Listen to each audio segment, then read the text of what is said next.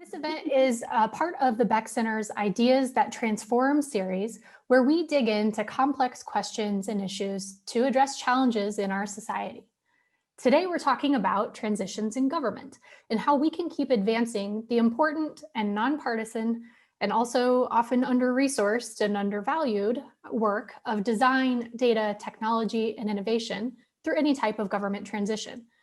Transitions are a way of life in government, whether it's shifts in agency strategies, new leadership coming in, or a change in administration. Government folks are some of the most resilient and flexible there are because the only constant is change. In our work here at the Beck Center at Georgetown University, we reimagine systems to use cutting-edge tools and practices to better serve people who rely on our institutions the most, with a goal to rebuild trust in those institutions. I lead a team of about 30 students, researchers, fellows, and staff who are all working on ways to use data, design, software development, user-centered policy, and other tools of our time to focus on a new way of thinking about our public sector and public interest institutions. This fall, we're featuring some of that work through the Beck Center's Ideas That Transform series, and you can learn about and register for upcoming events or watch past recordings by visiting us on the web at beckcenter.georgetown.edu. That's BEECK center.georgetown.edu. And remember, follow along with today's event and all the others using the hashtag BeckIdeas. So one of our society's biggest institutional systems is our governments. Through our work at Beck, we support governments as they use the tools of our time to deliver services and carry out missions, work that should continue amid any type of transition. In this conversation, we'll discuss strategies and approaches that government workers can take to ensure the important work to use data, design, tech, innovation, and other modern tools and practices can continue to advance year over year. We will also briefly discuss some of the important questions that key decision makers in a transition should be asking when thinking about capacity within agencies.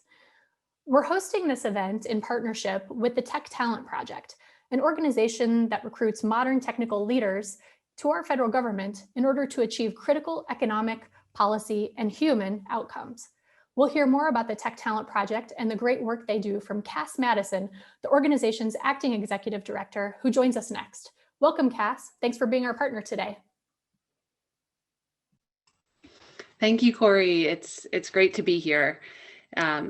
So as Corey mentioned, transitions are the heart and soul of government. And I think it's fair to say that our country is in a period of transition today. So whether it's the pandemic or the social unrest due to systemic racism and inequality, to the fires in California, we're navigating multiple crises simultaneously. We're also in the middle of an election, which, regardless of who wins, will bring with it a unique set of transitions at the federal, state, and local level.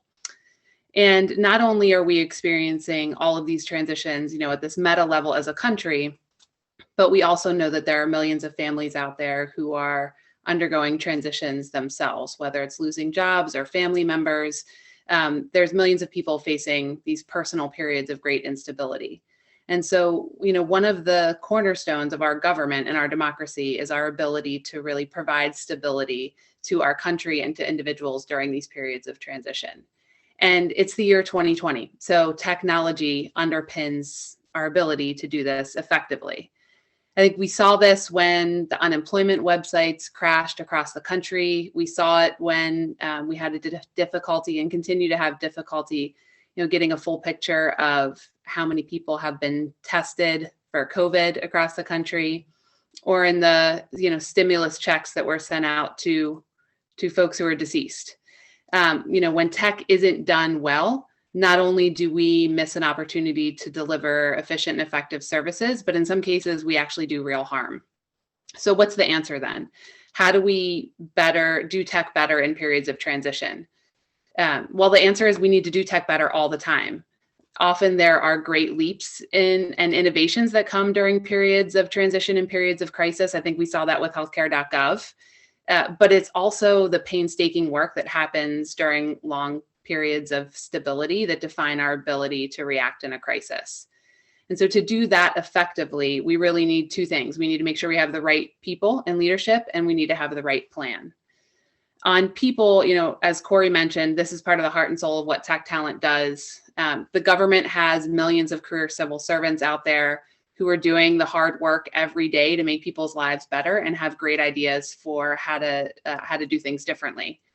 And we have a unique opportunity right now, I think, to leverage the experience of career civil servants and leaders in the private sector by prioritizing the placement of leaders in government who understand modern technology. So Tech Talent Project is really working on developing a network of tech leaders who are ready for an 18 or 36-month tour of duty in America, in some of our biggest agencies across the country.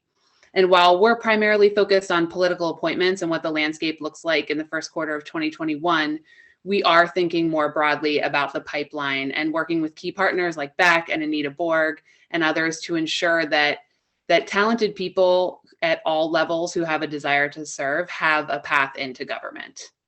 And the second thing that we're working on is really partnering with experts in tech and the federal government to ensure that new leaders coming in 2021 understand the priorities and challenges of tech in their agencies and have a roadmap to follow for the first 200 days. And so for that, I want to turn it over to John Bailey to talk a little bit more about this effort. John Bailey is a fellow at the Chan Zuckerberg Initiative, an advisor at the Walton Family Foundation, and just has a wealth of experience in government and in transitions. He served as special assistant to the White House, deputy policy director for the U.S. Department of Commerce, served at the Department of Education, and has spent time in state government in Pennsylvania as well. So I'll turn it over to him. He's really been a lead on our tech transition efforts. Thank you, John. Great. Thank you. And Corey, thank you too, and just for hosting us today and for everyone taking time. I know the last thing everyone needs right now is another Zoom. So the fact you're giving us your time on a webinar to learn about this is just appreciated. So the Tech Talent Project, especially around the tech transition, I've worked on 4 presidential campaigns. I've helped on, I think, 3 different transitions. And transitions have been more formalized, both with resources as well as with a process post 9/11. And this was because, especially from a national security standpoint, people that have to go through really rigorous background checks, it's hard the day you start with inauguration to get those background checks and have people in these critical national security roles. And so there's been a process to start the transition the moment that each party has their convention, and it gives the campaigns a chance to get people back on clearance. And it also gives both campaigns the chance to have teams that can focus less on the election and more about how do they take the campaign promises and the challenges that the country is facing and start operationalizing it? And how do you start mapping out what a 100-day strategy looks like, what a 200-day strategy looks like? What's your first priorities in agencies that can be done through executive authority? What are the first legislative priorities that you can do? There's also a ton of policy development, because often a lot of campaign promises are 1 or 2 bullets, even in the context of maybe a 20-page policy memo. And so there's a lot of substance that has to be built out there. Now, traditionally, a lot of campaign transition teams have focused on that policy sort of building, about how do you take 2 or 3 bullets and start building out an operational plan to implement it. But the key thing that I think we've noticed, and campaigns are noticing, is that it's almost impossible now to separate policy outcomes without digital services. That increasingly the way you achieve and implement and affect your policy is through digital channels. And that is particularly true at the period that we're in right now during COVID, that has forced so much sheltering in place, that has forced a lot of government agencies that tend to operate through offices that can't operate that office. They have to work remotely. This is true with the IRS. It's true with a lot of other sort of offices that people would have to go to. All those services have to be delivered digitally. And so the idea was to pull together just a dedicated group of volunteers, over 80 volunteers, people who have technology experience and policy experience. They've worked in state government, they've worked in federal government, and have them do agency reviews on a couple critical agencies from Treasury, OSTP, OMB, HHS, a number of the critical agencies, particularly at this time during COVID and during an economic crisis, and do a review of what are some of the opportunities in the first 100 days and the first 200 days for an administration to leverage technology to help better improve service delivery. What are some of the challenges? What are some of the pitfalls? What are some of the vulnerabilities that a transition team should just be aware of because they haven't been inside an agency or don't know where some of the technical pitfalls are? And then also, what are the key positions that are going to be critical and important to make sure that the people that are filling them, that are being considered to fill those positions, have some element of technical background or understanding? Or, as you'll see, is like a theme throughout all of our memos, how do we pair technical understanding with also policy understanding? Pair those leadership positions together, make sure tech has a seat at the table. The reason is that this is like super important and super, super helpful. Speaking of someone who's been on a transition, getting these kind of memos is just so helpful because it saves time, it saves a lot of research. And also another key part of transition is starting to vet ideas for people who can fill key positions. And so knowing what are the positions in each of these critical agencies that are important to have technical talent in, super important, especially for a transition process. And as the Presidential Personnel Office starts getting ramped up, if it's a new administration, or continuing if it's the incumbent administration. So I encourage you, we'll have a conversation now about some of the substance of the memos, but encourage you to take a look at it. They're detailed on the public website. It's over 100 pages, but each of the agencies also got additional supplemental information that put it well over 300 for the two campaigns. And so we're just grateful for our dedicated group of volunteers, grateful for Tech Talent and all the wonderful sponsors that helped fund and support this. And also just very grateful for the two transition teams that are taking this and using this to hopefully make sure that we're improving government service, particularly at this time for particularly the most marginalized and those the most impacted by COVID in the economic crisis. And so with that, Corey, I think I turn it back over to you. Is that right? Indeed. Thank you so much, John. Thank you. And we will work with you to make sure we drop in the chat where folks can find those resources online so you can take a look at that great work. And I'm also very glad to hear that the memos, that you found memos like that useful in your transitions. As someone who spent a lot of hours drafting those memos in my own time in government preparing for transitions. So I want to be sure we bring in our other great speakers who are with us today, who also have lots of experience and insights to share. So first, Natasha Linzo is a web developer at the National Academies of Sciences, Engineering, and Medicine. She's been in government for close to 20 years and has navigated lots of different types of transitions. Natasha's expertise is in web development, but also in data. And she's been critical in leading efforts around cross-governmental data, including the US Data Cabinet, which she'll tell us more about, the steering committee of the Data Science Interagency Working Group, and the Data Talent Working Group. So welcome to Natasha. Feel free to unmute and open up your camera. And then finally, Shannon Sarton, who's the Chief Technology Officer of the Center for Medicare and Medicaid Innovation. Shannon joined the US government in 2016 at the US Digital Service. She's led groundbreaking healthcare projects since. She's an expert on procurement, on hacking bureaucracy, and yes, in navigating all sorts of transitions, including right now, where she's navigating a lot of different types of challenges and transitions through this pandemic. So we can go ahead and turn to a discussion. And while we do that, I encourage folks who are tuning in to go ahead and drop questions into the Q&A.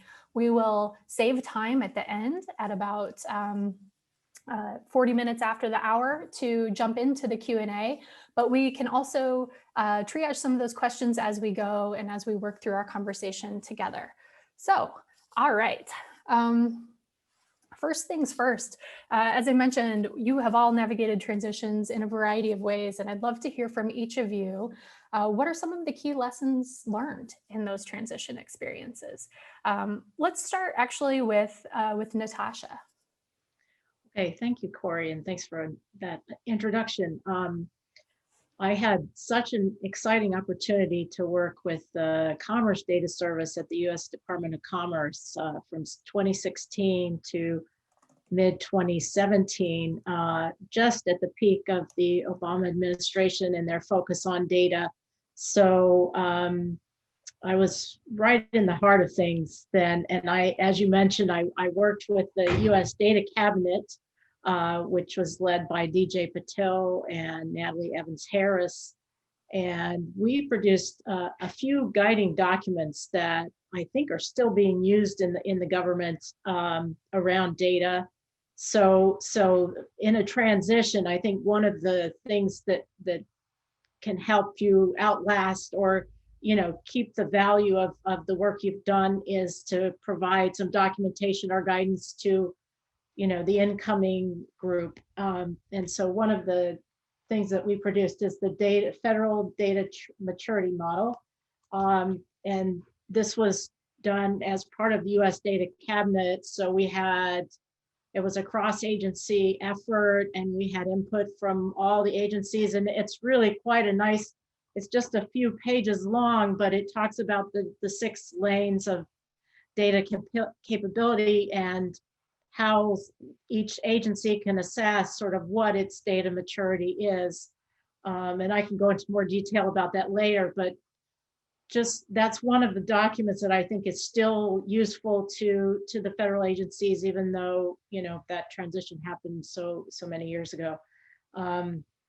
One of the things in particular to the U.S. Data Cabinet was transitioning that group out of OSTP and into sort of a regular interagency working group within the General Services Administration. So the official title of that group was the Data Science Interagency Working Group, and I was on the steering committee for that. But that was a key strategic move because really, I mean, data is not a partisan issue. It's a challenge for every government agency. And anyway, so that's one of the things that they did to keep it going, to preserve that even through the transition.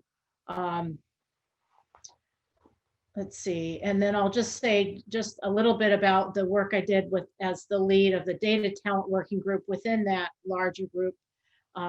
We worked a lot about, and interesting, this is a tech talent event because we did a lot of work around defining the chief data officer roles and responsibilities. We produced a document with that information gathered from all the agencies. We did a cross-agency survey to kind of see, at the time there were no really defined roles and responsibilities, and every agency had different functions for their CDO. So it helped just capture sort of the state of the practice at the time. And then I also worked to create a data science jobs microsite on USA Jobs so that we could attract data scientists from various fields. And part of the problem with that is that there is actually not a job series for data sciences. So we had to kind of capture all of the different categories of jobs that had a data science component. And then this website was a way of putting them all together so that if someone's looking for a data science job, they can match up with the agencies that are trying to find one. Anyway, so that's just a little bit about the work I did, and I'm sure you'll have more questions at the end, but I hope that's helpful information, and I'll pass it on to Shannon. Super. Actually, Shannon, so before you jump in, Natasha, it sounds like what I heard you say is a lot of your lessons learned have been through creating interagency or cross-agency coalitions and groups where you can kind of share ownership and share responsibility of some of these efforts, and maybe strategically move some of them out of the White House, even if that's where they get started, just to be sure they're in a more continuous home. So Shannon, as someone who spent time in the US Digital Service, which is part of the White House, and moved into an agency, now you're at the Center for Medicare and Medicaid Innovation, which is part of the US Department of Health and Human Services. I'd be really interested to hear how you've noticed and what lessons you have about ensuring the work can not just go on, but actually advance as things shift around and as you move from place to place. Yeah, and there's so many different levels to talk about this at. So I think for us and a lot of the work that we did at the US Digital Service, and this really translates also to the different ways that if political appointees come in and are working on specific programs, I think, as we know, the political appointees typically have like an 18-month time frame in which they stay. I think that that's the average turnaround. And so that's a lot of time to be able to get something started. It's not enough time to see it all the way through typically in government. Similar to the US Digital Service, we can usually kind of start to push the boulder down the hill, but we really have to think about who's catching it at the end. And I think there's a few important pieces here. One is thinking about capacity of the teams who are going to be picking up the work at the end of the day. They're not you. They might not have the same skill sets. Do you need to be able to build the team and make sure that they have the correct training, correct skill sets, correct whatever it is that they need? Are there even enough people to catch it? So there's a lot of consideration when you're dreaming up new ideas, not just in how you're going to do it, but who's going to do the work after you leave. Even though I've now been back in government for almost 4 or 5 years, I think that's still always in the back of my mind for every project that I'm working on: capacity, transition, handing it off. I think additionally, this point about political appointees leaving even throughout the cycle of an administration is really important, in that, you know, everybody comes in with a different set of goals, and making sure that you can effectively communicate to them what you're working on, the story of why it's important, especially if it's something that for us in technology might not seem flashy or fun, right? Like, do we really care about modernizing infrastructure that's existed for the last 50 years and it seems to work okay? We have to be able to tell that story. And so that storytelling and kind of capturing a documentation aspect of it is really important across all of those veins. I think, Corey, the other thing I would really add that I think is important is I always look at transition, whether it be new administration or new political coming in, as an opportunity to repitch ideas that might have ended up on the back burner in the time period that you've been working on them, especially if they align with somebody's interests in their policies. I think, you know, people come in with fresh energy, and we should leverage that as much as possible to keep getting things moving, getting policies changed that we need adjusted, things like that. Absolutely, and that's a super helpful point to make, and maybe a good transition back to John, who has spent time both at the White House, where you were, I think, a senior advisor to President Bush, President George W. Bush, and you don't go back that far. And you also spent some time in a couple different federal agencies. So I think I saw the Department of Education, the Department of Commerce. So you must have seen all sorts of transitions in leadership, in policy approaches, in just technology advances in all of those experiences. So we'd love to hear from you what some of your key lessons learned were, and even maybe to kind of think ahead. A lot of the folks who are tuning in today are people who are currently working in government. And so based on our lessons learned, what can we tell them, and what can we share with them about how to prepare for any type of transitions that may come their way? Yeah, I mean, not all transitions are bad. Like, I mean, that's an obvious statement, but like when I was at Commerce, we were still on, what was the email client for Lotus 123? Do you remember? What was the name of that? I can't remember. But the reason, like, and this is like very germane right now, was because it was a legacy client email system because of when the Clinton administration took Microsoft on an antitrust case. It like swept into the White House, into a number of the senior agencies, non sort of Microsoft Office sort of systems. And so we were on this like really sort of fundamentally broken system. And I just could not wait to get to like real like email at that point. And now like all of a sudden, like we have antitrust again popping up with DOJ. And so, who knows like what kind of that sort of brings with it. But like the point there is that, these moments of crisis sometimes can give you the momentum to take things that have been so difficult to get onto a deputy secretary or to a secretary or to the White House's attention, because they just are they're facing so much incoming and triaging all these different things that they may not have time to get to infrastructure or sort of data systems or data standards. Now, all of a sudden, these are issues that are coming right to the forefront, because you can't do another round of Paycheck Protection Program if you don't fix the SBA 7A lending technology system. You can't do FAFSA simplification over at the Department of Education to make it easier for low income and students of color to apply for college financial aid if you don't address the data sharing issue between the Department of Ed and the IRS. And so all of a sudden, these crises give moments that you can create some momentum to change and attention that you get for leadership to help with pushing some changes in implementation over the finish hold. It also just helps, like the other, I think that Shannon's point was a good one, that like you recite when you get new leadership, often they're bringing in a little bit more sort of modern perspective. And so this is going to be a chance for, if Biden wins with Harris, that you're going to have some new leadership coming in that hopefully has some more experience with technology and digital services and other types of private sector services on the outside. If Trump wins, again, a lot of people are going to be leaving, and it's another change to bring in some new leadership that hopefully will have some experiences there too, and it'll make it easier to advance on some of these digital services goals. Yeah, and not to mention, a lot of our work here at the Beck Center is in and around state and local governments in the United States. And we're going to see a lot of transitions taking place in our state houses, in our state governments, in our cities, our counties, our communities. And so there's just kind of a lot of layers here.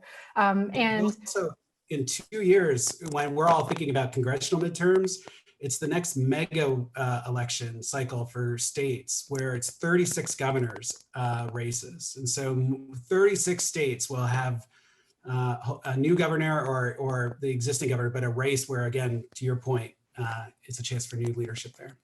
Yeah, and in this moment, and possibly even in 2 years, we're still going to be navigating this pandemic crisis or its aftermath.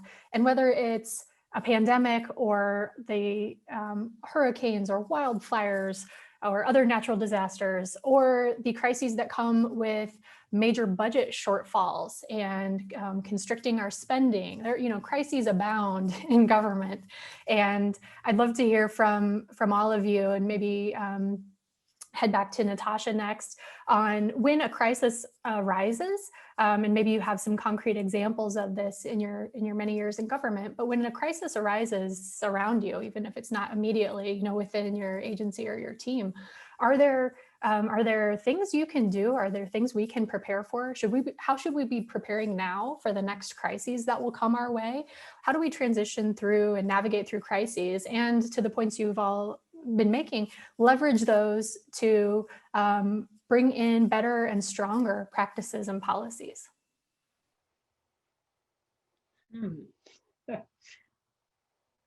Well, I think partly that's a big question, and I'm just thinking through the answer to that. It is, and others feel free to jump in as well. Yeah, I would say there are some contingency plans that are in place, but sometimes they're not accessed at the right time. So even just be aware, what plans does your agency have around how to handle certain crises, and anyway, but I'll leave it to the floor for other people to answer that too. I mean, I'll jump in, especially in light of the current situation, and I am a current Fed, so I will refrain from too many specificities here, but I think there's a couple of things. I think we can spend a lot of time thinking that we're prepared for crises and thinking that we know what to do, and even writing plans. but it doesn't mean that they're applicable. It doesn't mean that it fits the situation at hand. Unfortunately, crisis planning does tend to miss the mark to some degree, no matter how prepared we think we might be. I think in the case of potential transitions where an existing crisis to manage would be inherited, there's a ton of opportunity to, one, be really thoughtful about how you, if you're on the other side and are considering coming in, might approach the crisis differently than what you believe is happening on the outside. But I think coming in, it's also really important to acknowledge and recognize people who have showed up for the crises kind of through its existence, and to really look closely at work that's been done. I think there's definitely this big gap between what we would do if we were there and what we can do when we're inside. And I think being willing to look at both sides of that storyline is really, really important. I also think having a clear acknowledgement of what the strategy might be for managing it coming in is going to be really, really important, because on day one you inherit it, right? And so I think that there's a lot of thought process that needs to go into that. And also this process that John talked about, which is like kind of terrifying, right? That you don't get to show up with your entire team on the first day. There is a little bit of a lag time. And so identifying and prioritizing the right people is imperative to being successful. Yeah, the only other thing I will say is that there are lots of plans that have been written in excruciating detail for how to handle these emergencies. And then all of a sudden the emergency happens and you're like, all right, so it's not really working the way the plan was, right? Like continuity of operations, and like every agency's had that. Then all of a sudden we had to do it. And like the IRS had to figure out like, how do you get people to process tax returns when they're working remotely? And it turns out like, well, guys, the 83-page plan wasn't all that helpful. And or it was helpful, but it was they needed to operationalize it a little bit. The same thing like with the pandemic, like there was a pandemic strategy and a very detailed implementation plan that I helped work on back in 2006. And there were a lot of roles and responsibilities. There were things written in there about tech, and I think this is just it. Like without that threat, like immediate, clear, and present danger of a threat, it's really easy for folks to just do the bare minimum in getting those plans ready and implemented. And now all of a sudden, you have to sort of like figure out how to do this and do this quickly. But again, I just think that creates enormous opportunities for tech. Like coming out of this, we saw this out of 9/11, that there was an amazing sort of tech revolution that happened inside the federal government. It happened after the last financial crisis, particularly in the way that Treasury, handles some of the financial issues. And we saw this in a couple other agencies. I think this is going to be like another sort of catalyst for a lot of technology modernization and digital services. And so we have to take advantage of that, in part because this crisis is so different because it's touching everyone. People that are reliant on SNAP and pandemic EBT benefits, HHS with increased needs and challenges, the amount of telemedicine changes they've introduced regulatory wise, and then obviously CDC collecting data. We were collecting data on cases with a fax, like, just a couple months ago. And so, huge opportunities here. So I'm excited at the prospects. And that's another good segue into how we make that change happen.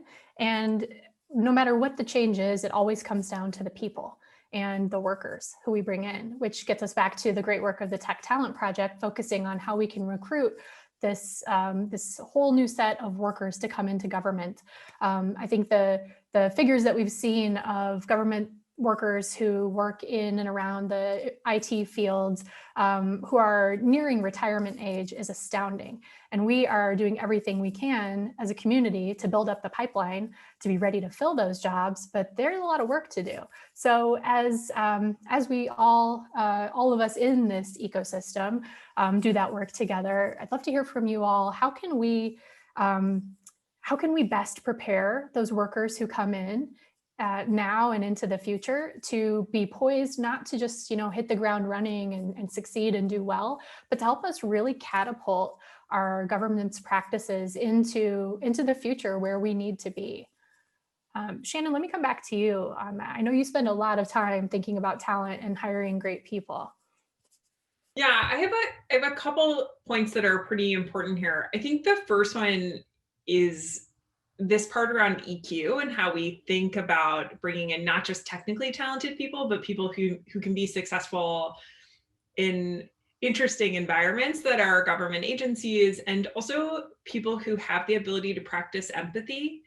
I think a lot about what might happen over the next year and the opportunity for a number of technical people to show up who from the outside might be looking in and saying, you're doing it wrong, you're doing it wrong.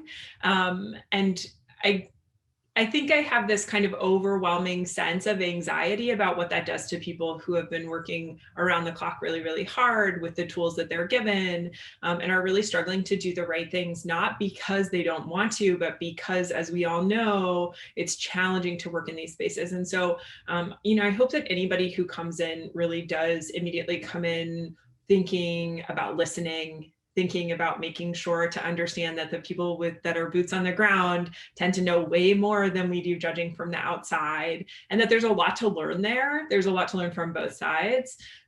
The other piece that I think a lot of people will remember from their times in government or will know from other places is definitely in situations like the current COVID response, there are many different agencies trying to work together and collaborate. For folks who might remember some of the difficulties of trying to collaborate on documentation and share information across agencies, that is still a problem.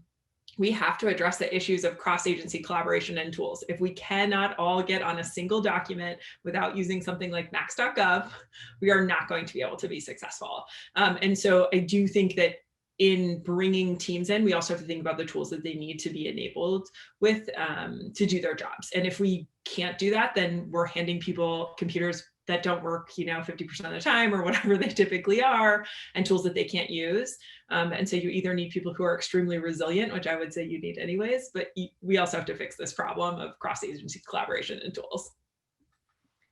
And I want to piggyback on that, Shannon, because you bring up a lot of really good points. One of the things I was thinking as you were talking is that retiring workforce, the knowledge management, there isn't, I don't know how much knowledge management is done in agencies, but there's a wealth of knowledge that people have been in government for a really long time. And like you said, working with whatever tools they can get their hands on, So I think sharing the lessons learned and presenting those to the people that are coming in, whether they're coming in for a transition or they're coming in, to fill the role that the person's leaving, I think that can be a really valuable way of passing that knowledge on, because federal government employees have such a rich knowledge base. For the longer they've been there, the more they've seen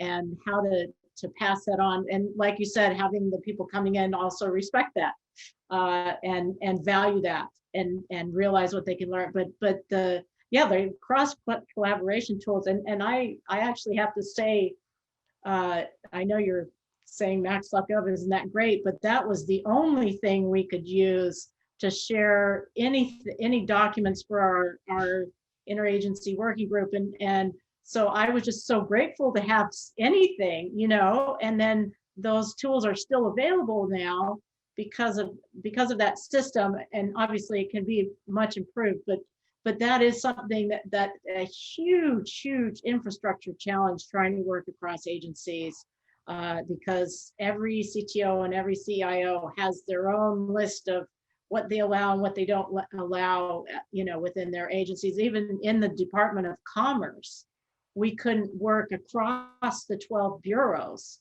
because, some would allow Google Docs, some wouldn't, so it's not, it's like every level there's that same challenge, and I don't know what the solution is, but those are just a few thoughts that occurred to me, and thanks for sharing those great thoughts. Yeah, and hopefully nobody from the Max.gov team comes to yell at me for saying that. So I'm glad that Max.gov exists. But I think that there are opportunities now to do better.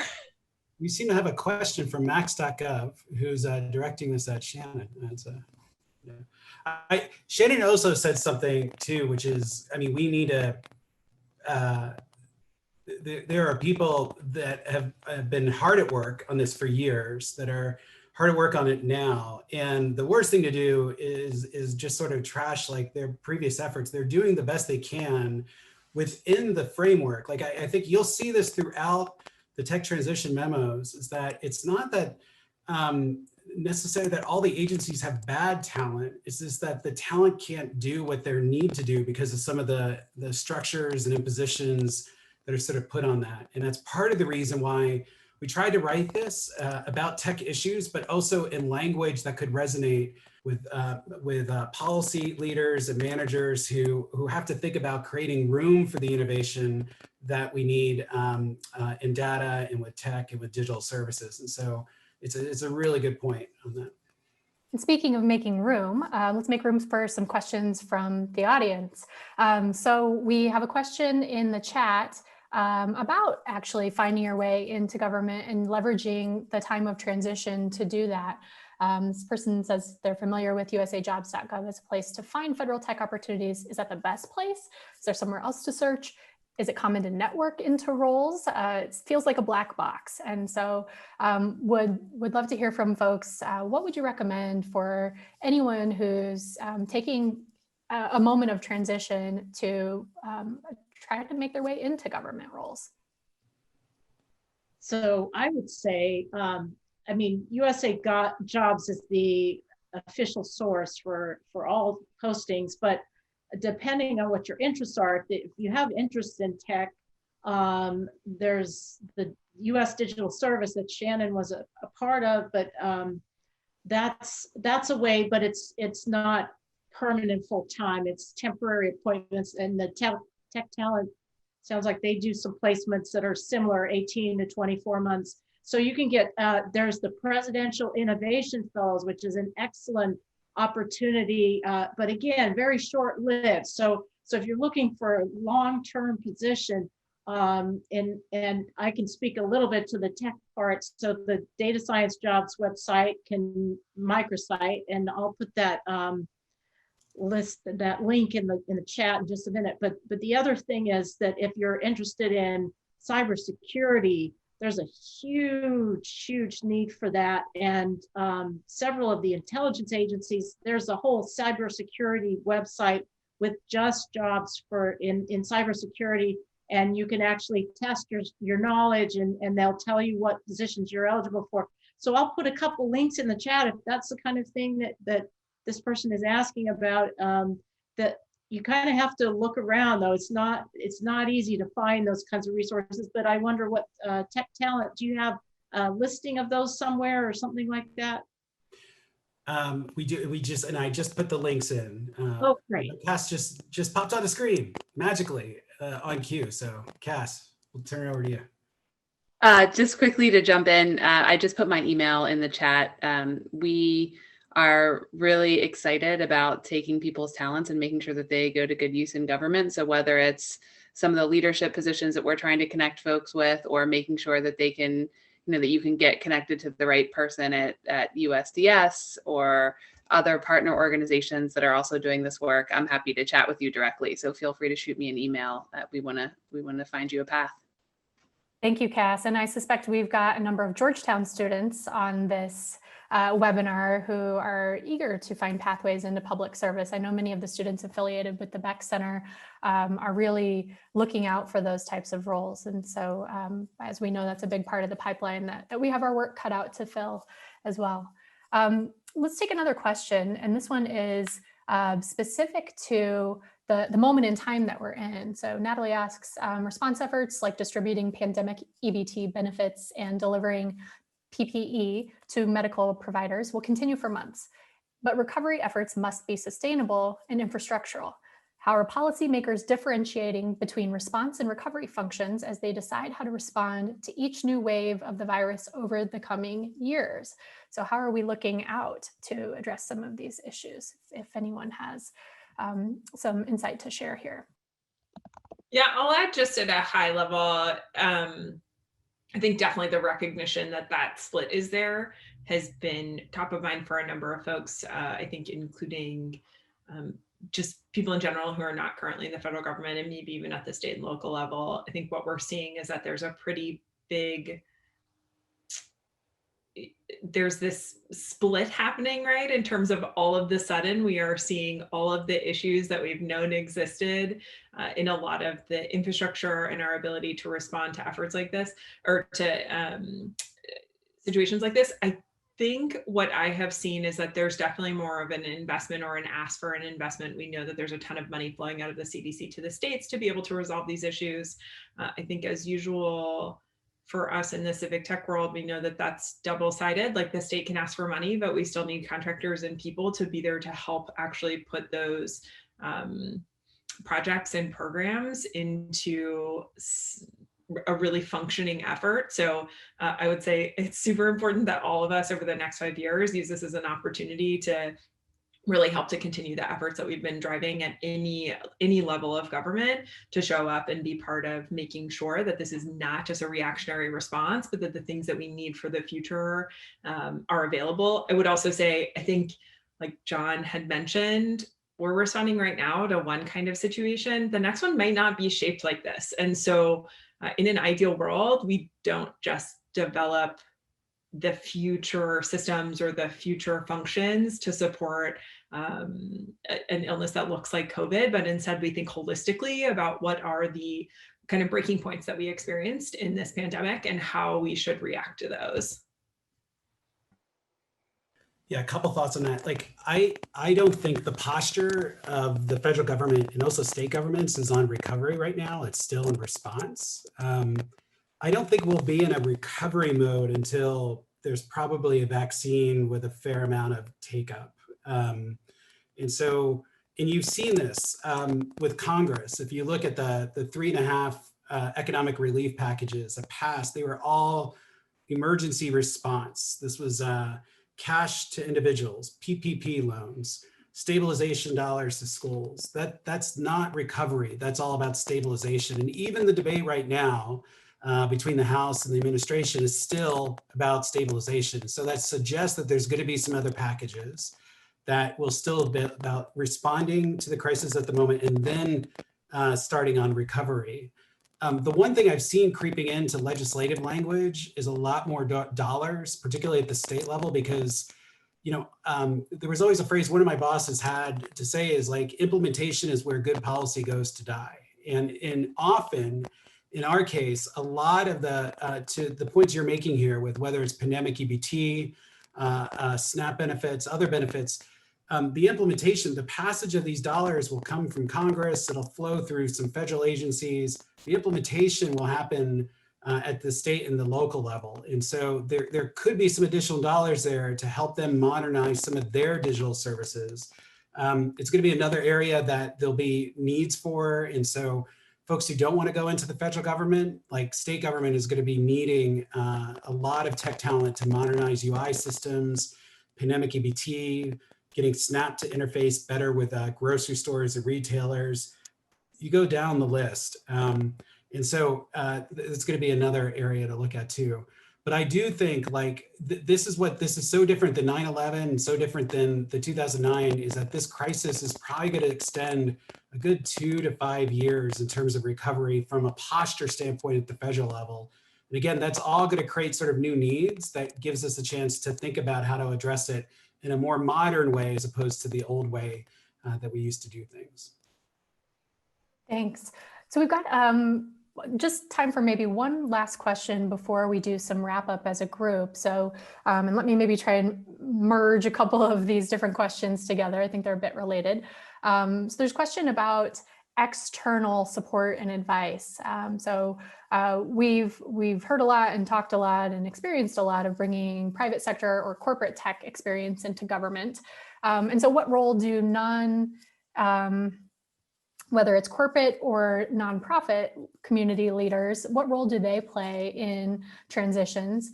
And then maybe the flip or the adjacent question to that is, what also could nonprofits or other organizations, what lessons could they take from what we experience in government transitions to prepare for and advance their own work? So how do non-governmental members of our ecosystem, the companies and the nonprofits and NGOs, how can they contribute to a transition and what can they learn from it? Natasha, let's start with you. I don't know, actually. I'm sorry. Can you ask somebody else? I'm not sure. Or anyone jump in. Sure, a couple different things. Like, again, talking about this from a presidential standpoint, you have presidential transition teams. These are people who are paid. They're actual government workers. That's the core of the transition teams. And then you have these like circles of other folks that are helping, sometimes part-time as advisors. Often, many of these are nonprofits helping on specific issue areas and helping to sort of build out the policy sets. And so I think there's a perfect opportunity there for nonprofits to help weighing in on some of the tech and modernization. This is a particular issue we're hearing right now. I keep mentioning the Paycheck Protection Program, but we know that African-American, that Black small businesses were disproportionately not able to access loans. And it was because the lenders they used, their tech systems didn't interface with the SBA. Now it's not totally SBA's fault, but that's a tech issue that needs to get fixed for these upcoming waves of PPP programs. And so a lot of nonprofits are helping to kind of weigh in on some of the different fixes there.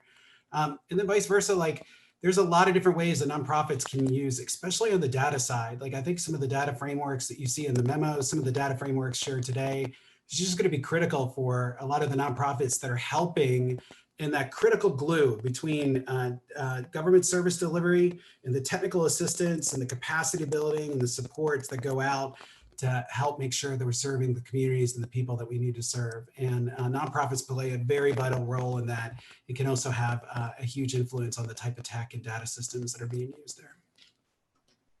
Yeah, I would just add too, I mean, I think from a policymaking perspective, especially in healthcare, right? A lot of advocacy organizations are constantly part of the conversation, and other community-based organizations. And so democracy is participative. And I think that people who show up get to really be a part of that. And I think that thankfully isn't differentiated necessarily between a corporate or for-profit organization versus nonprofit. I think maybe it's a little bit biased in healthcare because there are a lot of nonprofit advocacy organizations, but it's definitely true kind of across the board that there's opportunities along the way for participation, both as individuals and as organizations.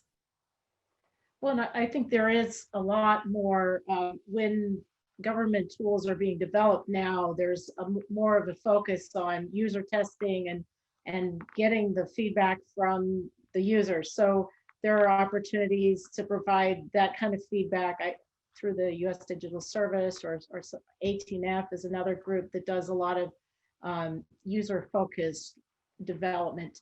And also there was a question earlier about could someone outside of the government use this federal government data maturity model, and absolutely, this is something that any entity could use. And I mean, it's 6 lanes: analytics capability, data culture, data management, data personnel, systems and technology, and data governance. And you know, there are other tools that have been developed for the government that are applicable across, you know, across the country and throughout the world. So there are some. You know, some things can fit more than one type of organization, and you can benefit from those resources. And a lot of great resources shared by all of you today. So thank you very much for being here. We heard about how current government workers can plan ahead for any type of transition that comes their way by understanding the current capacity, by planning ahead for the capacity they'll need to carry out their work, thinking through what transition strategies and plans will look like, and always having a handoff in mind. Heard from more than one of you. We know that when we're looking for workers to join this effort and join this work, particularly in a time of transition, you need high EQ, you need to be resilient, and we as a society and in our governments need to be sure you're equipped with the tools you need to do your jobs well, and to plan for knowledge transfer, particularly as so many folks in this field move on, and we bring up a whole new wave of workers who are leading the way on data and tech and innovation in government. So we've got our work cut out for us, and appreciate very much Shannon, Natasha, and John for joining us today. I'm going to pass it back to Taylor to close us out. Thanks again for being here as part of the Beck Center's Ideas That Transform series.